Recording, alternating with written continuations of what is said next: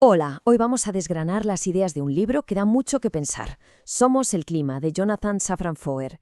Es un análisis que se pregunta algo fundamental. Si sabemos lo grave que es la crisis climática, ¿por qué nos cuesta tanto, tantísimo, pasar a la acción? Jonathan Safran Foer arranca con esta idea que, la verdad, te deja pensando. No somos simples espectadores en este planeta, estamos literalmente hechos de él. El aire que entra en nuestros pulmones nos conecta con toda la historia.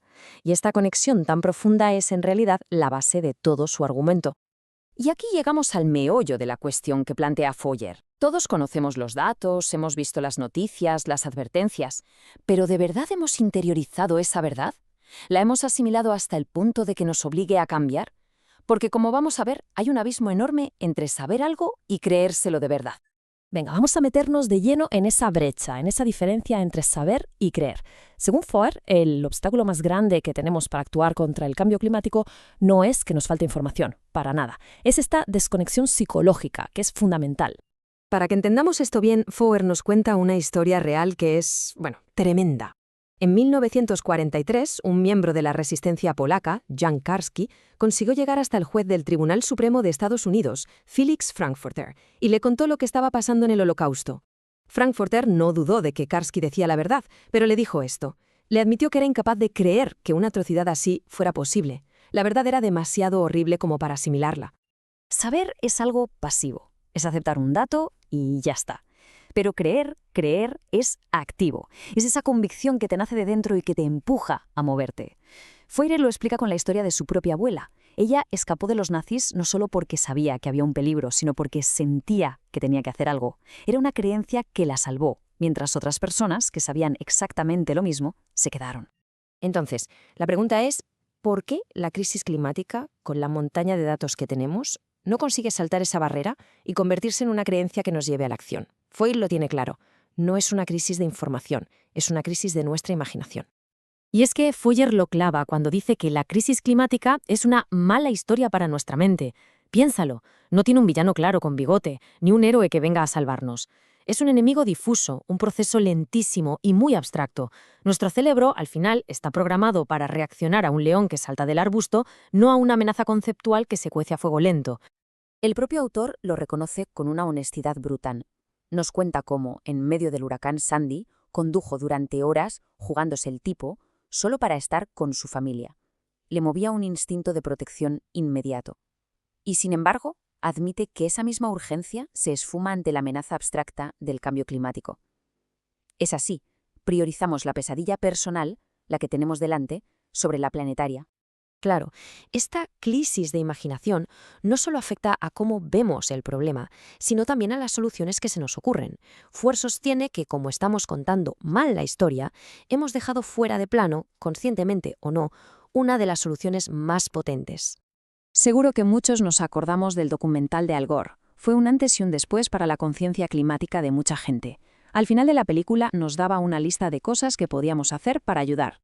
Y la lista, era larga y estaba llena de buenas intenciones. Todas son acciones muy importantes, por supuesto.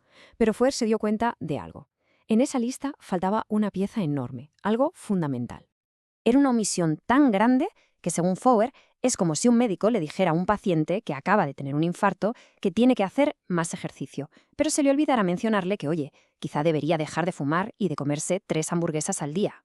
Y aquí la tenemos, la ganadería industrial, la pieza del puzzle que, a menudo, se deja fuera de la conversación sobre el clima. ¿Por qué? Pues quizá por miedo a ser impopular, a generar polémica o a desanimar a la gente. Vale, y para que se entienda por qué esta omisión es tan grave, Foer nos sumerge en los datos. Vamos a ver cuál es la magnitud real del impacto de nuestro sistema alimentario en el planeta, porque las cifras son impactantes. Fijaos bien en esto. La agricultura, que está impulsada en su mayor parte por la ganadería, genera prácticamente las mismas emisiones que toda la industria mundial, o que toda la producción de electricidad y calefacción del planeta. O sea, no es un factor secundario, es uno de los motores principales de la crisis. Y ojo, que si profundizamos, algunos estudios que cita Foer elevan esa cifra hasta el 51% del total de emisiones. ¿Por qué? Porque incluyen factores que a menudo se pasan por alto. Pero da igual el número exacto, lo que está claro es que estamos hablando de un factor absolutamente decisivo. Y si lo bajamos a nuestro día a día, el impacto es clarísimo. La diferencia en la huella de carbono entre comer una ración de ternera y una de legumbres es simplemente abismal. Esto demuestra que lo que ponemos en el plato cada día tiene un peso climático real que se puede medir. Pensemos en esto un segundo. Es un dato de Naciones Unidas y es demoledor. Todo el ganado del mundo, por sí solo, contamina más que cualquier país del planeta, excepto las dos mayores superpotencias. Es una auténtica locura si lo piensas. Con todos estos datos sobre la mesa, la conversación inevitablemente vuelve al terreno personal, vuelve a lo difícil que es cambiar y también al poder que tiene la acción colectiva. Y aquí es donde Foyer se muestra increíblemente honesto. Confiesa que él mismo, en momentos de bajón, ha acabado comiendo carne de ganadería industrial, buscando consuelo. Pero esto no debilita su argumento. Al contrario, lo hace más humano. Reconoce que esto no va de ser perfectos, sino de ser conscientes y de afrontar una lucha que en el fondo es complicada para todo el mundo. Entonces, ¿cómo se logran los grandes cambios? Foyer usa una metáfora genial, la de la ola en un estadio. Empieza con una persona que se levanta, luego un grupito, y de repente, sin que nadie lo ordene, todo el estadio está haciendo la ola. Pues así han cambiado muchas normas sociales como la vacunación o la forma en que vemos al tabaco. No por un decreto ley, sino por la suma de decisiones individuales que juntas crean una nueva normalidad. Y de entre las acciones individuales con más impacto, cambiar la dieta destaca por dos motivos clave. Primero, es la única que ataca de frente a los gases de efecto invernadero más potentes a corto plazo, como el metano. Y segundo, es una acción que se puede tomar ya, ahora mismo, en la próxima comida.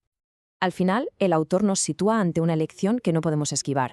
El quid de la cuestión es que no podemos tener las dos cosas. No podemos mantener el planeta tal y como lo conocemos y a la vez mantener los hábitos alimenticios que hemos tenido hasta ahora. La elección, nos dice Foer, es así de directa y así de seria. Y este análisis termina con la misma pregunta que nos lanza Foer. Fijaos que no pregunta si tomaremos una decisión, sino cuándo y dónde lo haremos. Plantea el cambio climático no como un problema lejano, sino como un momento decisivo en la vida de cada persona. Una pregunta, desde luego, para reflexionar.